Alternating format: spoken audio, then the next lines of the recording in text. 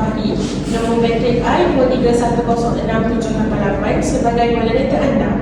Nama saya Nurul Izzati binti Nur Azman, nombor metrik I23106650 sebagai panel pertama.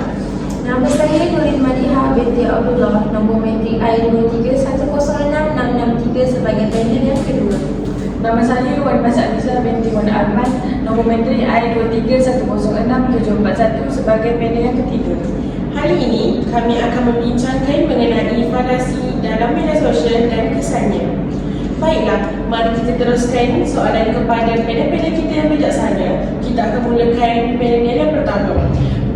Baiklah, panel pertama, bolehkah panel pertama memberi penerangan tentang falasi sikap dan falasi stereotip dan bersama kesannya? Boleh. Falasi yang pertama ialah falasi sikap, iaitu tidak balas kita terhadap apa yang kita terima berdasarkan nilai-nilai diri kita sendiri. Dalam media sosial akan mewujudkan golongan yang menyokong dan membantah sesuatu perkara. Sebagai contoh, Ustaz Abiyu membantu rakyat Malaysia yang miskin dan beliau selalunya akan membuat naik video atau gambar berkaitan bantuan itu di media sosial. Namun terdapat individu secara terbuka mempertikaikan tindakan beliau dengan menyatakan bahawa beliau menunjuk-nunjuk di dalam media sosial dalam melakukan kebaikan. Kesannya tercetus konflik yang tidak sepatutnya berlaku dan boleh menjatuhkan maruah Ustaz dan video.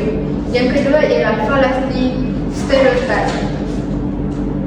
Suatu tanggapan yang ditetapkan terhadap sesetengah jenis manusia atau benda tetapi tidak semestinya tanggapan itu benar di dalam realiti. Kita juga boleh memahami bahawa stereotip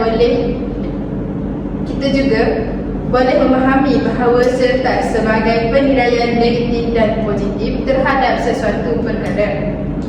Sebagai contoh, setiap kali berlakunya kemalangan atau kesilapan dalam pemanduan yang melibatkan kereta Pro 2 MyV dimuat naik di media sosial, ramai orang memberikan komen bahawa semua pemandu kereta MyV ini tidak berkhemah dan tidak cermat di dalam pemanduan mereka.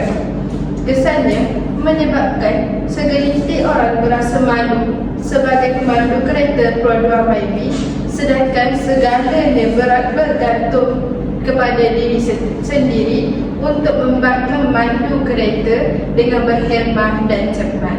Itu sahaja daripada saya. Sekian, terima kasih. Terima kasih kepada panel yang pertama. Mari kita teruskan lagi forum kita dengan panel yang kedua yang akan menerangkan mengenai falasi ad hominem dan falasi non-sequitur.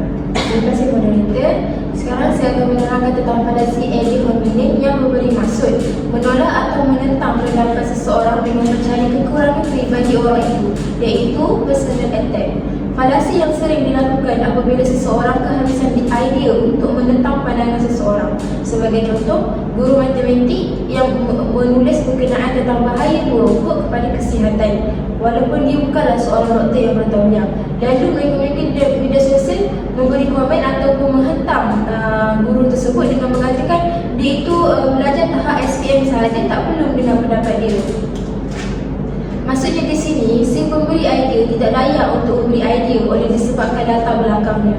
Kesan falasi ad hominem ini terdapat dua, iaitu yang pertama, matlamat perbincangan tidak dapat dicapai. Yang kedua, menjatuhkan maruah orang lain. Namun tidaklah selamanya falasi ad hominem ini ditolak. Jika sesuatu perkara berkaitan dengan kesaksian, maka sifat negatif pada pemberi kesaksian itu sangat penting diperhatikan, lantaran ia berkaitan dengan isu kredibiliti. Okey, falasi yang keempat iaitu falasi non-sequitur yang memberi maksud kesimpulan yang dibuat tidak mempunyai kaitan permis yang dinyatakan secara halus. Permis yang dikemukakan seolah-olah terdapat pertanda yang nyata. Contoh isu yang sering muncul dalam media sosial pada masa kini adalah tentang isu jenayah peroga yang melibatkan peroga itu sendiri, juga mangsa dengan cara pemakaian mereka. Sesetengah pihak membuat kesimpulan bahawa jika mangsa robot memakai pakaian yang tidak menjolok mata, sudah pasti mereka tidak menjadi mangsa robot. Pendapat sebegini membuatkan netizen amat marah dan kecewa. Seorang pengguna Twitter yang berkongsi jenis-jenis pakaian yang dipakai oleh bangsa Rohingya. Antaranya pakaian bayi daripada umur 3 tahun hingga ke 7 tahun, iaitu kanak-kanak, dan juga pakaian baju sekolah menengah, sama ada lelaki dan perempuan, juga pakaian berbaju kurung moden ataupun jubah. Kita nampak di sini pakaian-pakaian itu hanya sangatlah menutup aurat dan sopan. Jelas di sini bahawa pemakaian tidak ada kaitan dengan jenayah roba, kerana jika peroba ingin melakukan perbuatan tersebut, mereka akan lakukan kepada sesiapa sahaja tanpa melihat kepada cara pemakaian bangsa. Kesan falasi ini menimbulkan kemarahan orang lain serta menyinggung perasaan mereka yang menjadi mangsa roba, kerana mereka mempunyai trauma dalam jangka masa yang panjang. Disebabkan komen-komen yang diberikan ini, mereka akan menyalahkan diri mereka sendiri. Namun tidak dinafikan bahawa setiap orang, tidak kira lelaki dan wanita, perlulah memakai pakaian yang sopan. Paling penting sentiasa berwaspada dan tidak berjalan seorang diri. Terima kasih. Terima kasih kepada panel yang kedua. Mari kita teruskan lagi forum kita dengan panel yang terakhir, iaitu panel yang ketiga, yang akan menerangkan mengenai falasi argumentum ad ignorantium dan falasi putar balik. Okey, terima kasih kepada moderator. Okey, saya ingin menerangkan tentang falasi argumentum ad ignorantium. Okey, maksudnya adalah hujah dari kejahilan atau hujah tanpa alasan konkret. Sesuatu pernyataan dianggap benar jika belum terbukti. Pernyataan itu dianggap salah jika belum terbukti benar. Dua keadaan ini berlaku apabila tiada bukti yang menyokong atau konkret untuk menyokong pernyataan tersebut. Sebagai contoh, ekor sebuah saluran berita di Twitter telah membuat naik suatu kenyataan, iaitu tidak ada bukti bahawa coronavirus mudah disebarkan oleh manusia dan ianya tidak mempunyai kaitan dengan mana-mana kematian. Tetapi pegawai kesihatan di China dan antarabangsa cuba menghentikannya dengan begitu teliti. Maksud sebenar mereka adalah para pegawai kesihatan seluruh dunia begitu berusaha mengkaji tentang virus ini walaupun tiada bukti yang kukuh bahawa virus tersebut mudah disebarkan manusia dan menjadi punca kematian. Jelas sekali bahawa pautan mereka tersebut yang tidak mempunyai bukti konkret untuk menyatakan bahawa COVID-19 ini bukan punca kematian orang ramai. Kesan pendapat sebegini boleh mencetuskan salah faham dalam kalangan pengguna. Salah faham dalam laman pengguna laman sosial, kerana pautan yang disampaikan membuatkan orang awam tu tidak waspada dengan bahayanya virus ini. Kita masuk kepada falasi terakhir, iaitu falasi putar balik. Falasi putar balik ini hujah yang asal diputarbalikkan oleh pihak lain dalam bentuk yang lebih melampau atau yang lebih menarik perhatian. Falasi jenis ini banyak dilakukan di tajuk akhbar, majalah dan juga pautan berita. Semakin banyak berita secara online yang dimuatkan di media sosial untuk memberikan informasi kepada orang awam dengan lebih pantas dan meluas. Kebanyakan pihak pemberita mengambil peluang ini dengan menggunakan headline yang menarik perhatian pengguna media sosial untuk membaca berita tersebut dengan lebih lanjut di laman web serta web rasmi mereka. Namun, tindakan sebegini telah menyebabkan berlakunya falasi putar balik.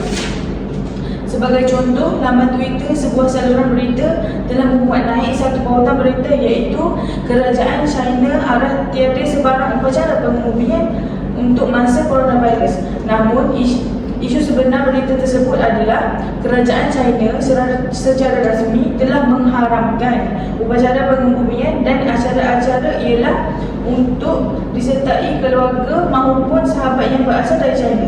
Sebenarnya, kerajaan China ni bukan melarang sebarang upacara pengebumian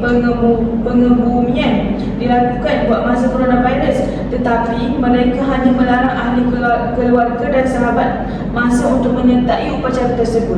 Pautan tersebut mencetuskan rasa tidak puas hati dalam kalangan pembaca, apatah lagi melibatkan berita-berita yang penting. Jadi kesan falasi ini ia dapat mengelirukan orang awam dengan informasi yang disampaikan, apatah lagi ke atas mereka yang hanya membaca tajuk berita sahaja. Sekian daripada saya, terima kasih. Terima kasih kepada panel yang terakhir, iaitu panel yang ketiga.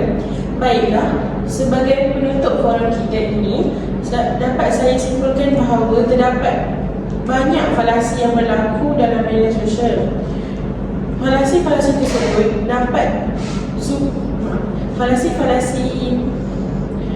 falasi tersebut sukar untuk kita elakkan kerana para pengguna media sosial yang terlalu ramai dan mempunyai latar belakang, peringkat umur dan tahap pemikiran yang berbeza-beza. Namun, terdapat beberapa perkara yang boleh kita lakukan bagi mengatasi masalah falasi di media sosial ini, iaitu para media sosial seharusnya tidak mementingkan pandangan diri sendiri, dan jika tiada perkara yang baik untuk dikatakan, lebih baik kita diam.